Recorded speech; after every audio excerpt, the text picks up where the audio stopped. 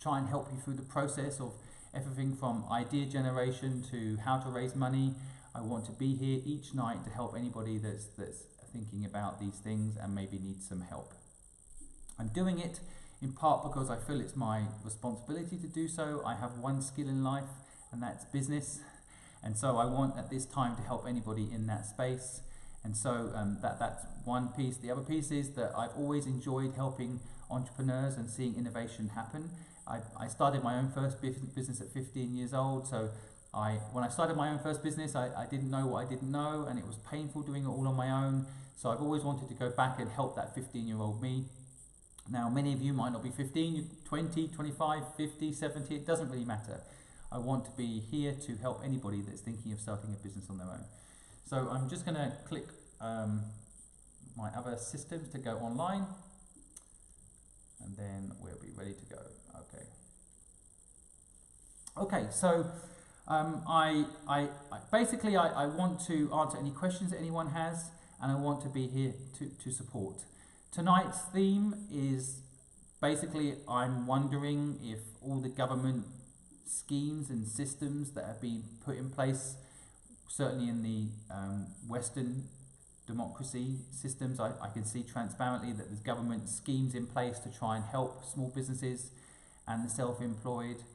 I have painstakingly read through it, but by no means am I an expert on the programs being offered and whether or not they're good. As a business owner myself and as someone that's been self-employed pretty much my whole life, when I look at anything government as a business owner, I always feel like they're not well put together.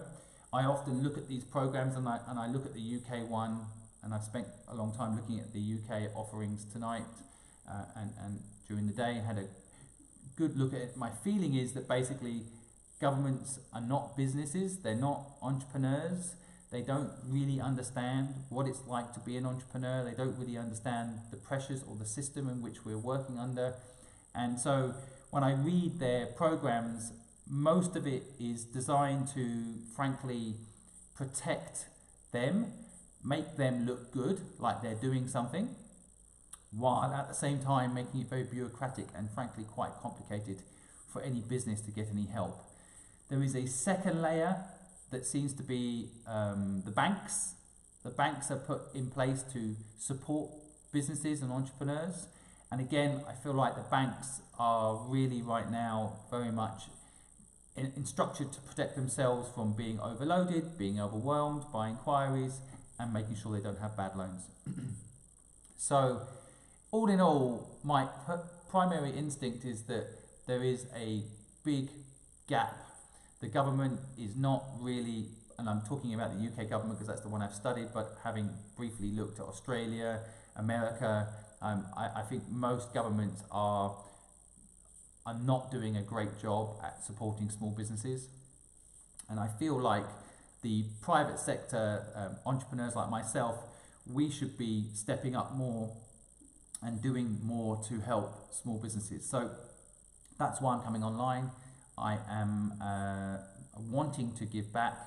Now, I was actually up at 4:30 this morning. My 2.5-year-old woke me up at 4:30. So it's been a long day. It's now 8 p.m. here in London. So I'm hoping that I can answer all your questions thoroughly and with excitement and help everybody tonight. But forgive me if I'm a little bit not as boisterous as normal, because it's certainly been a long day. So, well, I think maybe to get things going, as I say, the theme tonight is can government save us? And so I think probably the second part to that would be can banks save us? And I mentioned already in my subject line, I don't think they can. I think that there's a real gap. So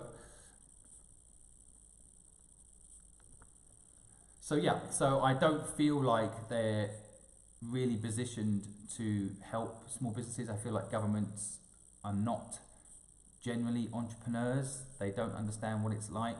My feeling is, right now it's the government's supposed to help us, then the banks are supposed to help us, but I think the layer that's missing, and I think the layer that can be brought together, is the entrepreneurial community helping. I think there's a fourth layer, and that is that you as a individual can help a small business. So, for example, a few days ago, me and my son, we called up our plumber. He came to us 2 months ago. We had some problem with our plumbing. He came on a Sunday night. It was cold. He turned up, I think at 11 o'clock at night, and came and fixed the plumbing in my home. And so, as someone that was grateful for that service from that sole trader, I rang him up and said, I hope you're okay. And if you need me to give you an advance payment, I'm sure I'm going to have something wrong with my plumbing in the future, then please just let us know. And I just wanted him to know that we were grateful for his past service, and he was there for us that Sunday night, and we are here for him if he needs anything. So it felt right, it felt good. I feel like that's something we can all do. We can all think of the suppliers, the small business owners who have helped us and supported us in the last year or two, and maybe just giving him a phone call and offering a little bit of support is the least that we can do. And so that's kind of, for me, low-hanging fruit that we as individuals can do to help small businesses. I've never liked the idea of relying on government to bail us out, to support us. I always feel like if you rely on government for anything, you're in trouble, because governments generally are inefficient and politically driven, and they love the PR, but they don't necessarily have the infrastructure, often the ability to help in a crisis. And so when I look at the UK government scheme, when I run through the details, it looks to me like they're very much protecting themselves from fraud, and there's an assumption that you're trying to get money from the government without the right to do so before they'll help you. They want to check that, and often if you're not going to get what you need until end of June, then that's a big problem. So that's basically my view on it. My overarching theme is, for me, is let's not rely on government. Let's find another way to help small businesses. Or as a small business owner myself, I've had many small businesses. Then sometimes the way to innovate out of this is just to think for ourselves what we can do. Now, I have some relevant experience to this. I had a large company in Hong Kong in 2003 that went through the SARS virus. And during that time, basically what's happening globally now happened in Hong Kong.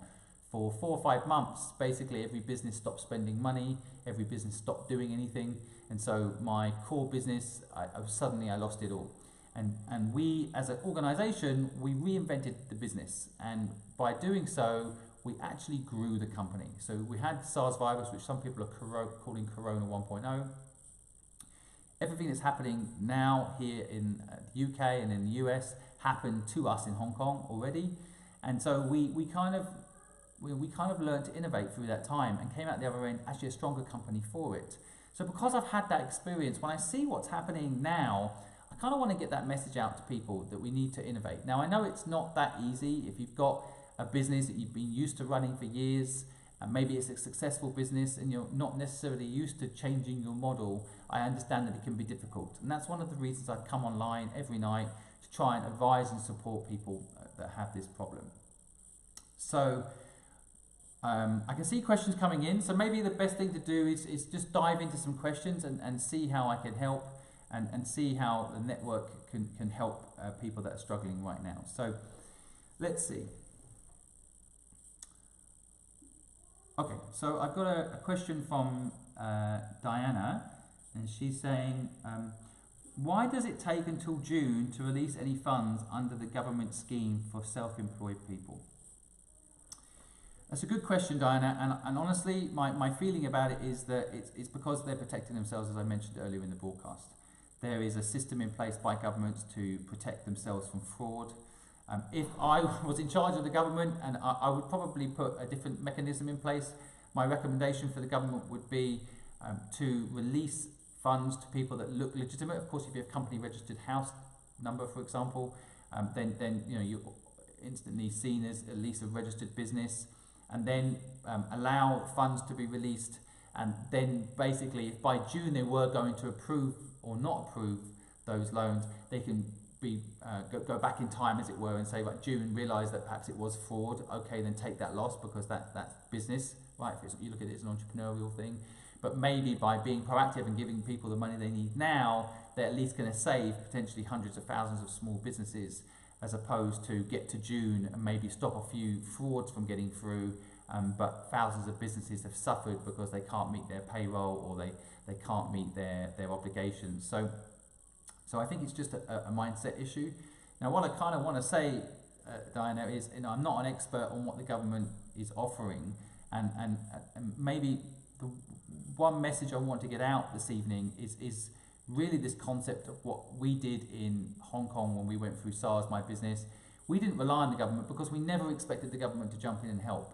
I mean, Hong Kong's a great example of frankly, not so great government. I don't want to get banned in Hong Kong from talking, but a not so great government, but they are very good at building infrastructure and then letting business get on with it. So they're good at building roads. They're good at building the underground. And so I feel like with governments, when they start meddling in business, they're actually not that efficient and they're not that good. So the way we're going to get through things like this, Diana, is not relying on their money. And so I don't know anything about your business. I don't know what you're trying to do. But what I'd like to suggest is maybe you send me a note telling me a little bit about your business, or give me an insight to what your business is trying to do. And let's see if we can innovate your way out of this problem. Let's see if we can not rely on government to pay anything. Now, of course, even if you apply to the scheme, which I recommend you do, I wouldn't waste too much time on it, and I certainly wouldn't rely on it.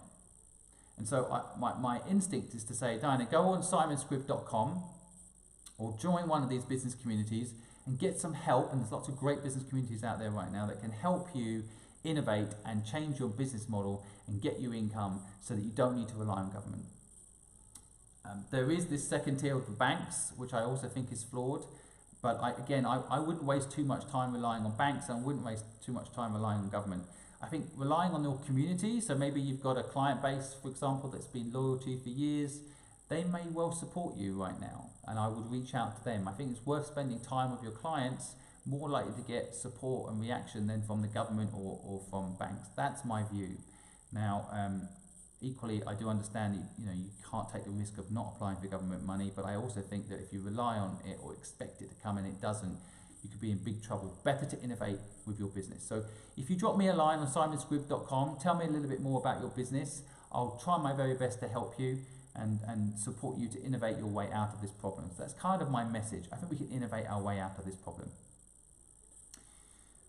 So I can see another question here from Steve. Steve is, I am a new self-employed person. I started in November 2019. I took the plunge. I did what everyone said I should do. Now I'm stuck. No job, no support. Steve, I understand your pain.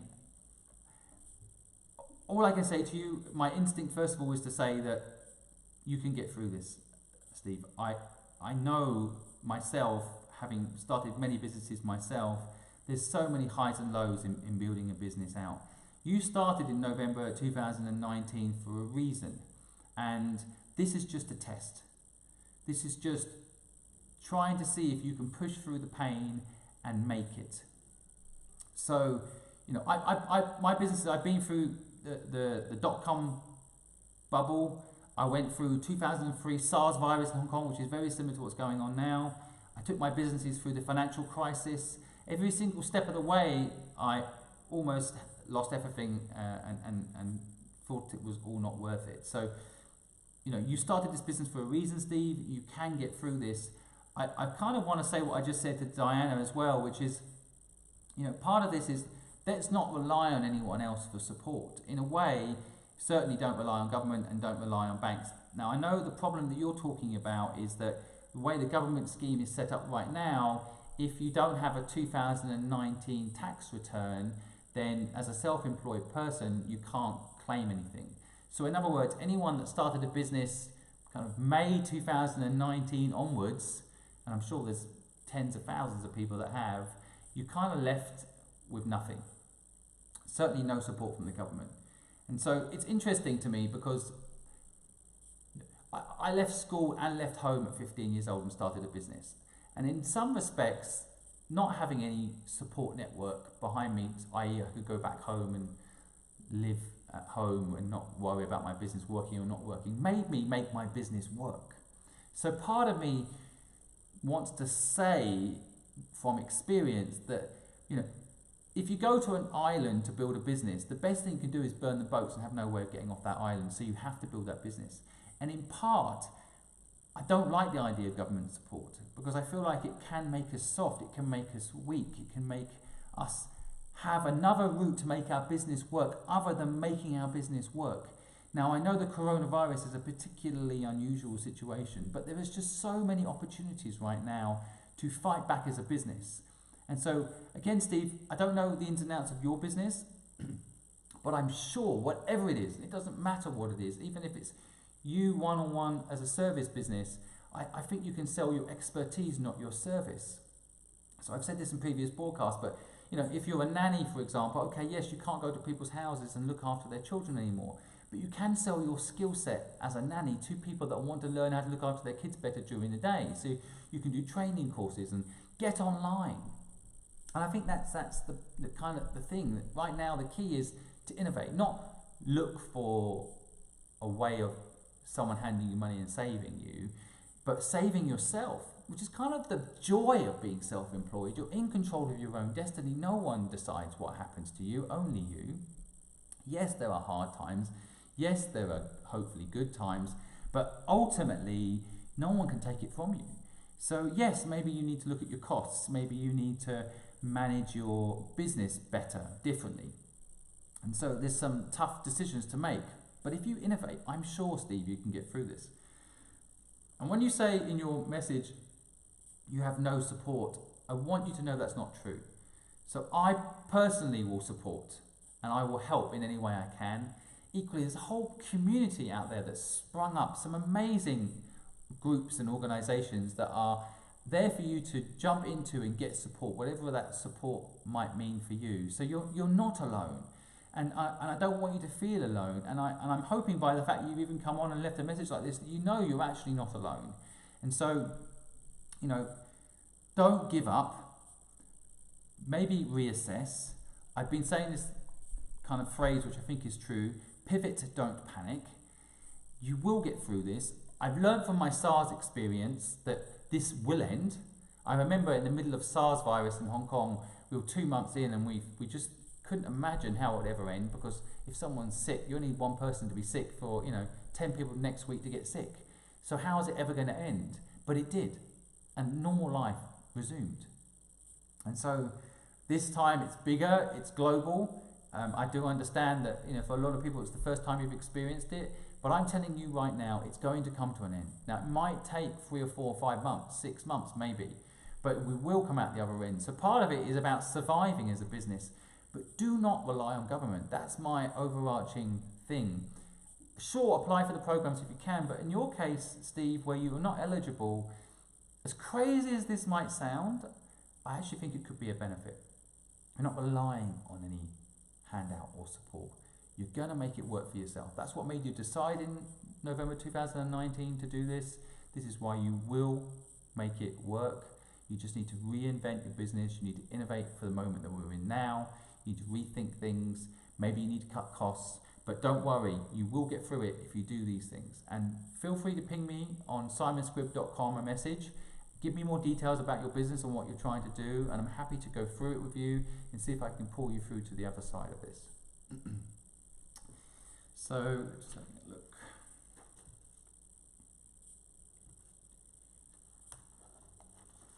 Okay.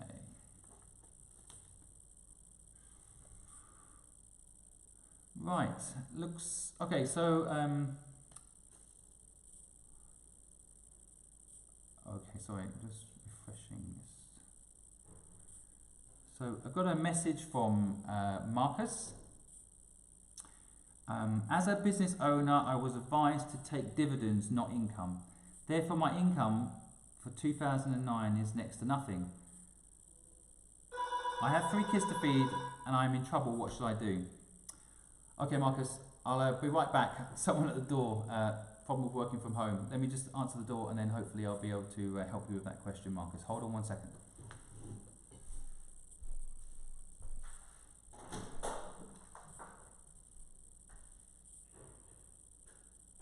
No, mate, not here. Yeah, what? Yeah.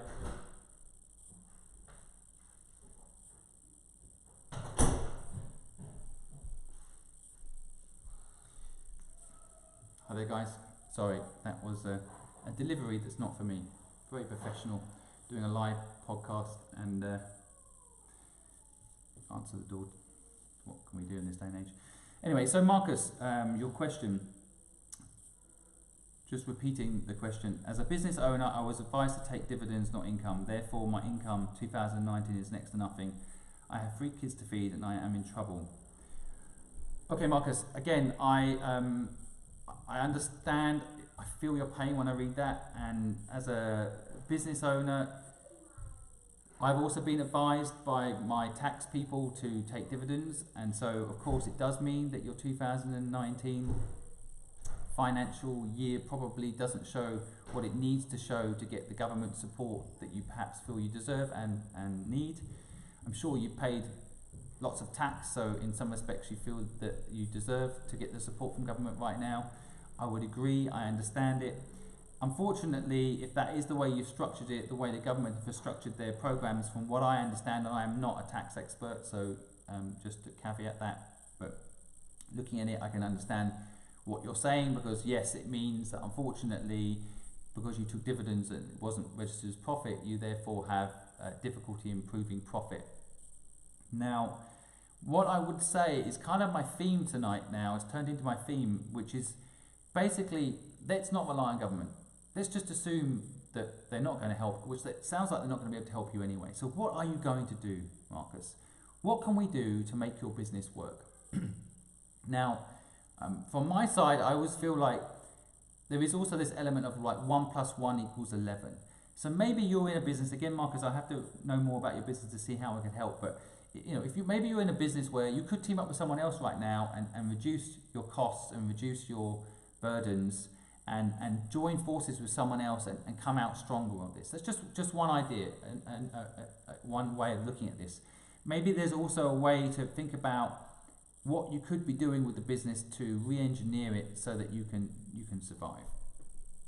Now, I know that that's easy to say and not easy to do. I have done it myself many times. I reinvented my business Fluid in 2003 in Hong Kong when we went through the SARS virus then, and it actually came out a stronger business. I sold that business in 2016 to PwC for a lot of money, and it almost died in 2003. So, you know, I know that you can get through it, but you need to reinvent what you're doing for what's happening right now. There's also another way, which is frankly what we call the cockroach survival strategy, which is just get your head down, get through the next 3 or 4 months, enjoy this time with your family and your 3 kids, and then come out the other end stronger and ready, because this will pass. So that's another idea, Marcus, and again, without knowing the ins and outs of your business and your situation, it's perhaps something to think about. It's another way to go. But I am sorry that the government system is letting you down, and I wish it wasn't that way. And if I was in charge, I would amend these things to support people like you, which I'm sure have worked hard to employ people, worked hard to generate tax revenue and done the right thing, and now you need a bit of support and it's not there. So I totally understand, but we also have to appreciate the government is not entrepreneurial, generally speaking, and they are bureaucratic, and they've probably got a lot on their plate. So it's quite hard for them to structure things to include everyone, although I think they've missed a trick here by not supporting someone like you. I do think that if there's turnover in your business and you're hiring people, then you should be getting the support that you deserve. But like I said to Steve earlier, the no support from government thing might actually be what makes you survive and do well going forward, because you have to reinvent your business. You can't rely on the government giving you money, so you have to change, you have to adapt. And part of me feels like a lot of the change that's happening in business today was happening anyway. I mean, anybody who's got a business on the high street knows that Amazon was eating them alive anyway. So all this does is speed all that up. So no government support was ever going to protect you from Amazon coming along and disrupting your business. So in a way, perhaps there's an opportunity to see this as a positive and reinvent your business so that you're not beholden to anyone or anything. And getting into debt, government or banks, is not necessarily a good idea right now anyway. That won't make you strong long term. That may make you survive short term, which I know is important, but it might not necessarily make you a strong long term business. So is there another way? And it sounds like, frankly, you've got no choice but to think another way. I think it could be a good thing, Marcus. Again, Go on my website, simonscribb.com. Let me know what you're up to. I try to introduce you to people that might be able to help you. I will personally try to help you where I can, where my skill set is applicable. So please feel free to go on and let me know what you need. Okay, so let's see.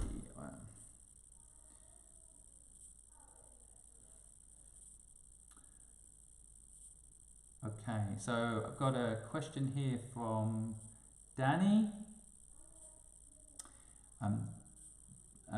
Danny says, banks are failing us. Small business loan scheme is painful. 130,000 people have applied so far in the UK and only 1,000 have been approved. I'm 21 years with my bank, nothing to show for it. Yeah, I mean, I feel like the banks have been failing us as small business owners for a long time. This is nothing new, if you ask me. And so it's no surprise to me that the banks in this situation are failing business again. And I kind of have the same instinct with banks that I have about governments, which is you can't rely on the banks to support you. And so, you know, I've been with my bank, I don't even want to say their name because I just don't respect them, but I've been with my bank 27 years. And when I've ever asked them for help, the saying that I love, which kind of I think does kind of tell you what banks are really about, is that when it's raining, then you need an umbrella, right? And when it's not raining, a bank will give you an umbrella. And then when it rains, they ask for it back. And so, to me, that kind of sums up how banks work. And the good news is, this was all getting disrupted anyway. There are some amazing businesses coming through now in the fintech industry that are going to completely disrupt the banking business. Banks don't reach out to their customers anymore. I mean, for me, if I owned one of these big banks, I'd ring up all my small business owners and I'd say, hey, how can I help you? Now, that person on the other end might say, give me money, and that's fine. And you make a note, what money you need and why, and we try to help people apply for the money they need. That's fine. But my feeling, and having spoken now probably in the last 3 or 4 weeks to thousands of small business owners, half the time they just want someone to talk to brainstorm with, to kind of chat over what they could be doing with their business, get a bit of advice, get a bit of support. Of course, that's not true for all. Some need money.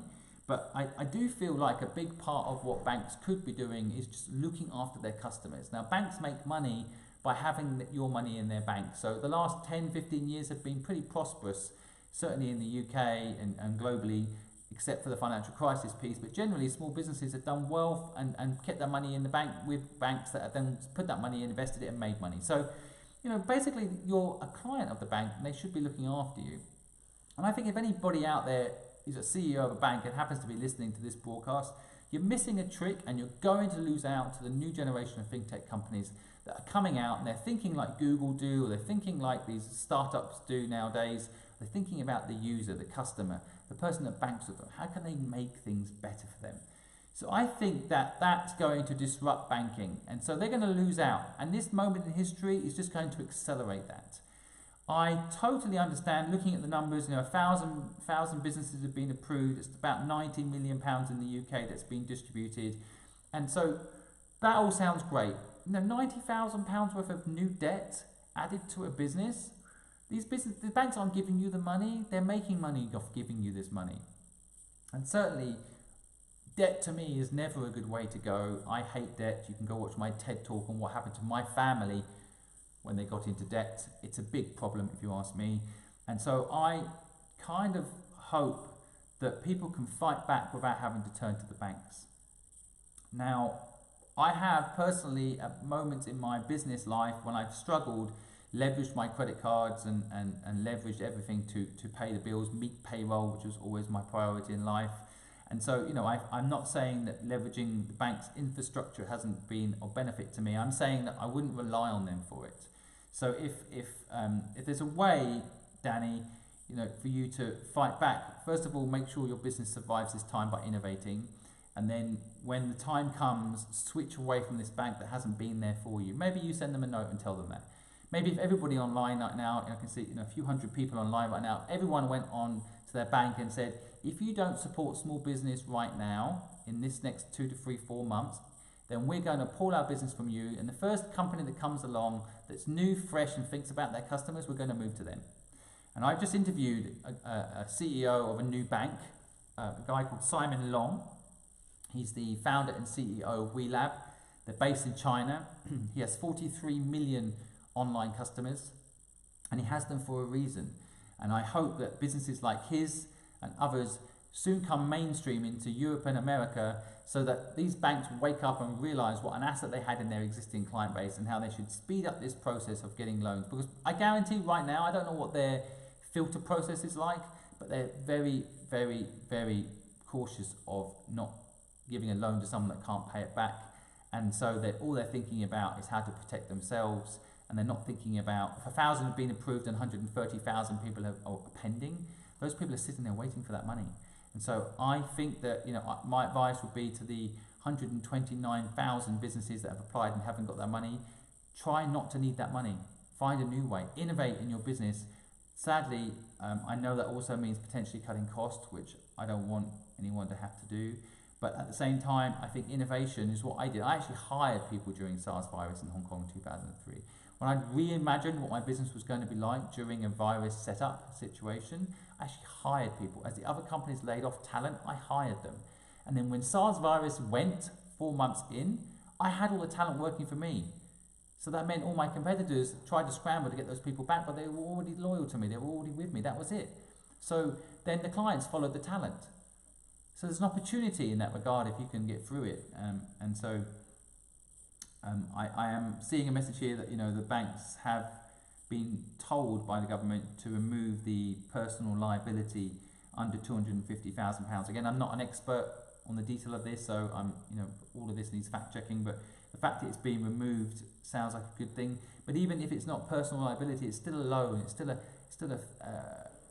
I'm going to call it a monkey on your back that you don't necessarily need.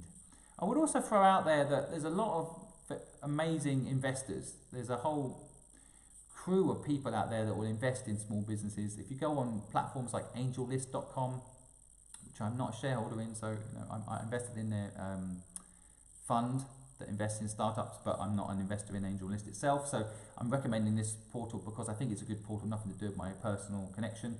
And I think that portal is a good example. There's tens of thousands of angel investors on there and individuals that will invest and help small businesses that they think have potential. And maybe, ironically, getting them on board as an investor is 10 times better than a bank, because one, sometimes they do equity, so it's not a debt. Two, that they might actually be able to bring some value to the business and help you, whereas a bank is just money and then debt. They don't really help you. Whereas an investor, an angel investor, can actually come on board and bring a network and support you. So I recommend that route. Actually, it could be a much better way to go than to the bank. Just a suggestion. Yes, I've got another comment here. It's not clear what the bank needs to see to give us a loan. I agree, and to be honest, it's not transparent, and I would kind of ignore it if you can. Easy to say, I know, if you're struggling to make payroll and so on, but if you waste too much time filling out their paperwork and following up on their needs and it doesn't happen, then what? You've got to face it, I think, head on and ideally not get into debt.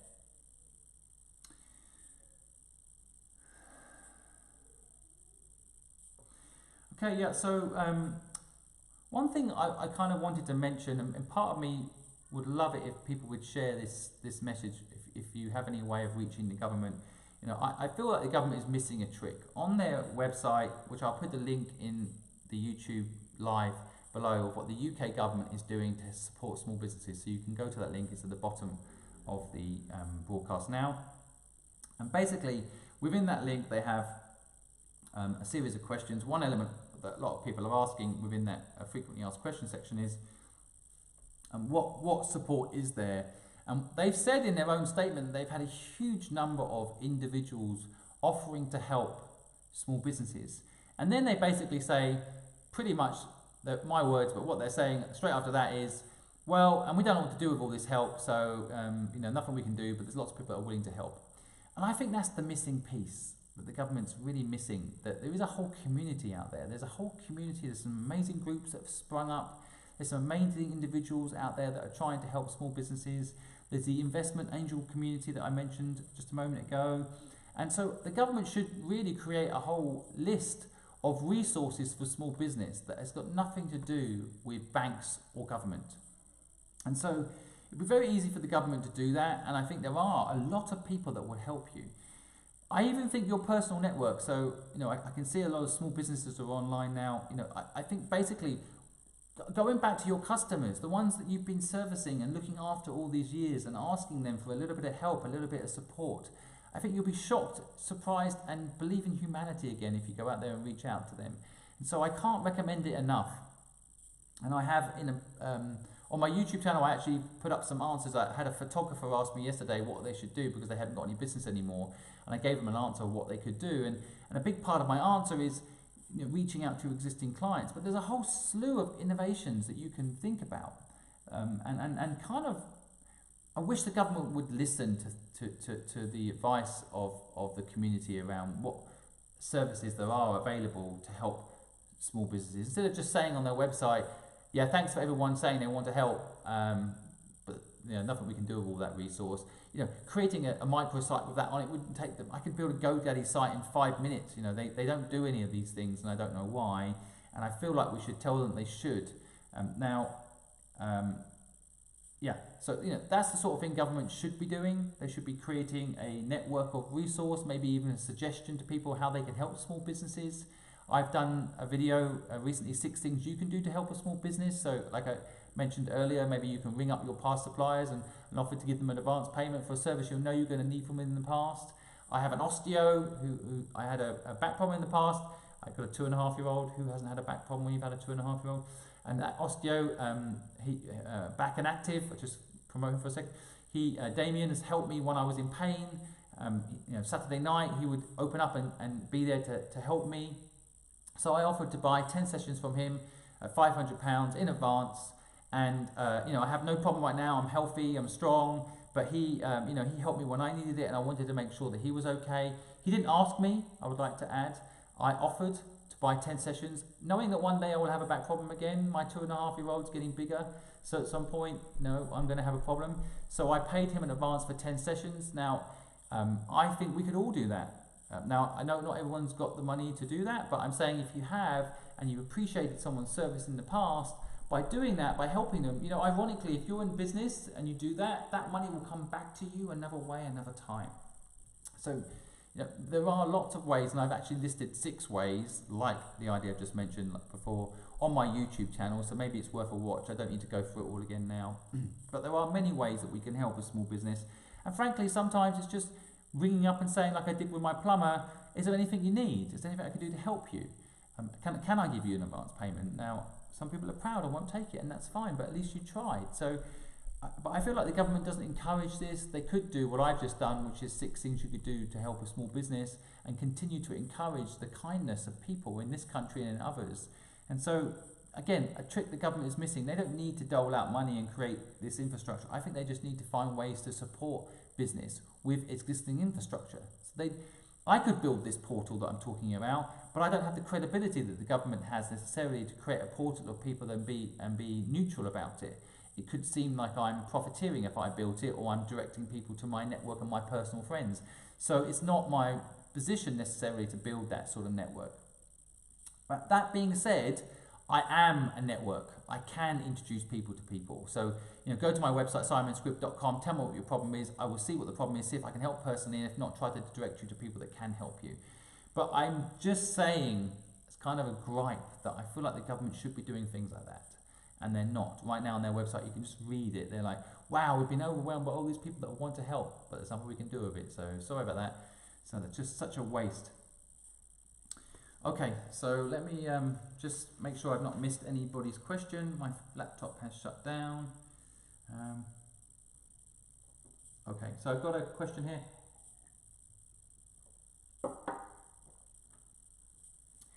So I've got a question from Carter Ryder. Hi Carter, thanks for joining. Appreciate you joining. You're asking, what is the most efficient way of advertising with very limited funds? Okay, it's a good question. Oh, your name's Duncan. but your handle is Carter Ryder. I guess that's your company name, is it? Okay, advertising is always a funny thing. I had an advertising agency for 15 years, so I helped brands with marketing on all levels and all ways. There's a very famous quote from a very famous ad guy called David Ogilvy, and he once said, 50% of what he spends on advertising doesn't work. He just doesn't know which 50%. So advertising is a very tricky game. I personally, and I'd need to know your business more, Duncan, to get into it, so maybe we can have an offline chat, but my top line feeling on it is I always feel like rewarding my existing clients is the best way you can ever advertise your business. So if you can get clients to recommend you, that is the best advertising. So maybe, just putting it out there, but you know, if you offer, I have no idea what you actually do, Duncan, but if you were a photographer, for example, and someone was buying some prints from you from the wedding you did for them a month ago, maybe you gave them 5 prints for free and said to them, would they mind in return maybe recommending a few people that might need some photography in the future, or when we're coming out of this coronavirus, that you're going to need clients. Now, equally, maybe there could be, if you start a new service like an online tutorial around photography and you would like your existing clients to recommend you to other people that might like to learn photography, then again, maybe by you giving something to your existing clients and investing your advertising budget in your existing client base to then recommend you, to me that's a very powerful way to do it. I'm still a fan, this is a bit more old school, but I'm still a fan of email marketing. I think that communicating with your client base through email can be very powerful. You can ask that email database to forward on the message as well. Of course, social media. I am broadcasting on, I think, 9 different channels right now, and it's all generally free. I've spent quite a bit on the equipment, of course, but you know, I didn't at the beginning. I had very basics. I just used the camera on the laptop, so you know, I'm built up into the equipment I've got now. But there is, I think, a simple way of getting your business out, which is just be efficient on social media. And a lot of people aren't efficient on social media. So again, there's all sorts of talented people out there offering advice on social media. I also have 25 things you can know about social media. It's all free. Everything I do is free. I'm actually retired. I'm not doing any of this to make money. So I'm doing it because I want to help people right now get through this difficult time. I am an entrepreneur. I like to help other entrepreneurs. That's why I built this platform. But you can go on my website and see 25 things you need to know about social media. It's all free. I mean, actually, frankly, YouTube is fantastic for good content to help you with any particular subject. So if you're not sure about social media, then you can Google, and there's all sorts of talented people out there that can tell you about how social media works. I also have my own take on it. But it's so efficient in so many respects. Now, there are some problems. Facebook, for example, has an algorithm. I have a fan page with nearly 10,000 fans on it, but now, due to the new algorithm that Facebook has installed about a year ago, I have to pay to reach my own fan base. So if I want to send my broadcast tonight, which is free, to my fan base, I have to pay around 50p per person. So you know, it doesn't make sense to do it when you're doing stuff for free. You just hope that the message eventually gets to them because you're giving good value. And so, you know, part of me wants to say to you, don't spend too much money on social media. Definitely don't spend money, you know, in advertising to build up things like likes, because then you have to pay again to reach those likes. That's a very inefficient way. My preferred route these days is to promote what you're doing and ideally get someone to sign up to your mailing list, and then you can reach them anytime you want. That's an efficient way to advertise. So maybe you pay once, then they join your mailing list, and then you've got a connection with them hopefully forever. That's an efficient way to advertise. If you do what Facebook want you to do, which is advertise your social media page, people like it, then you have to pay again to reach those people that have liked your page. It just, to me, is a flaw in the Facebook system. That's how they make a lot of money. That's why they're so valuable. But when you're asking what is an efficient way of advertising, getting likes on your social media page is not it anymore. That being said, I personally quite like LinkedIn. It's not got the pay-to-play model installed yet. I'm sure it's coming. I personally have nearly 16,000 connections on my LinkedIn. I've been doing business a long time, so I've got a lot of connections on there. I find, however, that the algorithm, when I post up, doesn't make everyone reach my message doesn't reach everyone through that algorithm, but I can directly message people and I can directly communicate with people. So I think working on LinkedIn and building up your database kind of links back to having an email address, because through LinkedIn I have those email addresses because I've got a relationship with each of those people. So even if I post up the message on the social media feed of LinkedIn, it might not reach everyone, but I've got a direct contact with people through LinkedIn, which you don't have necessarily if my fans on my Facebook page, for example. I don't have their email, I can't contact them directly.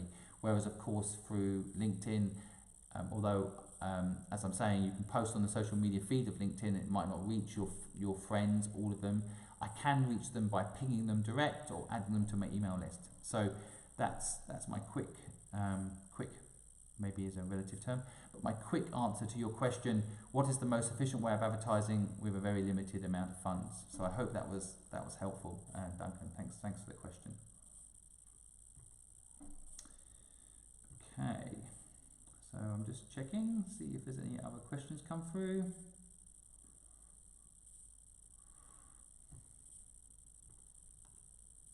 You have to refresh the pages on each of the broadcasts to see if there's any messages, so just give me a second while I do that.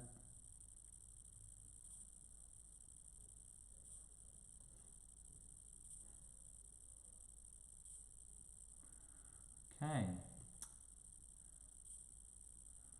Alright, so it's always not loading very fast.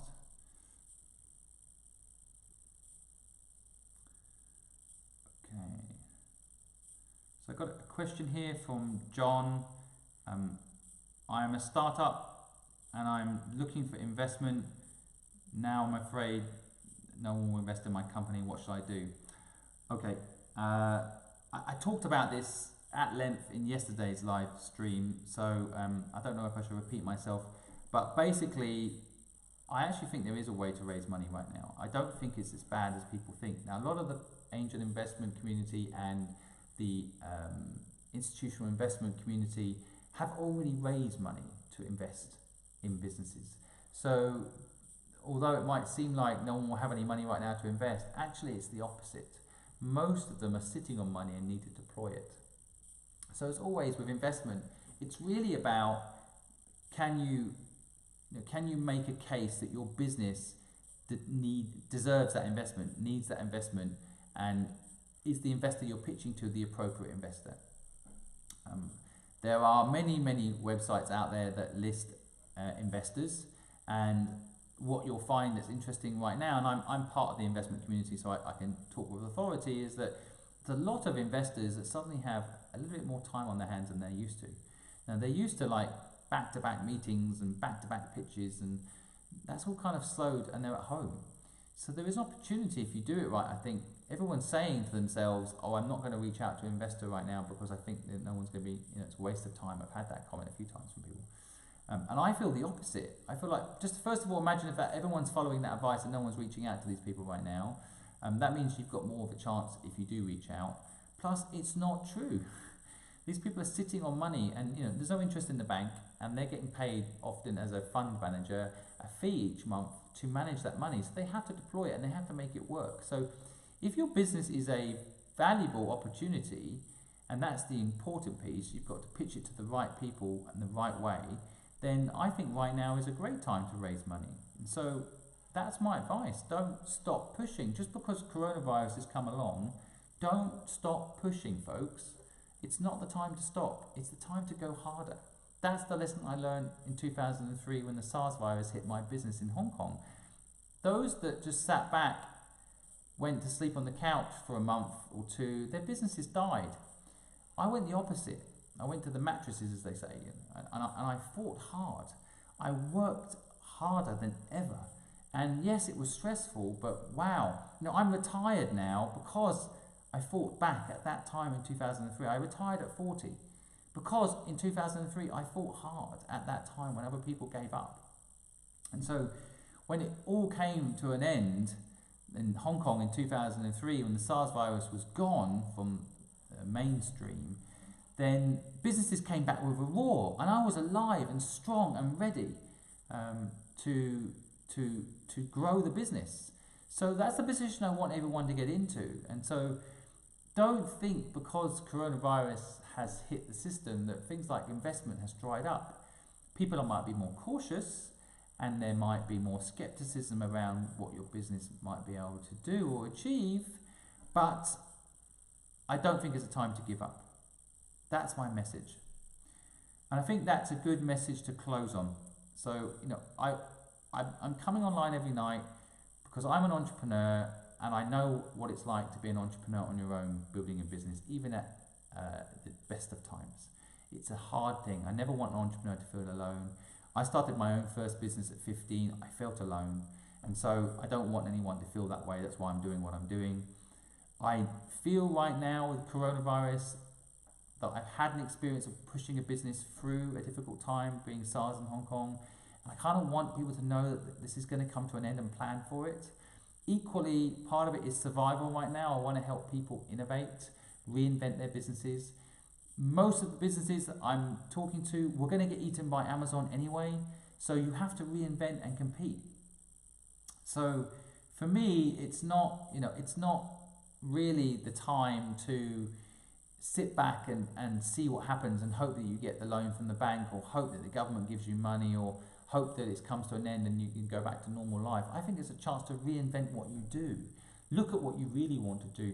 Reinvent the business you have and make it something purposeful. I always say to people, don't think about the idea, think about what problem you're going to solve with your business. What you do and how you do it, but the purpose of the business is so important, more important than what you do and how you do it.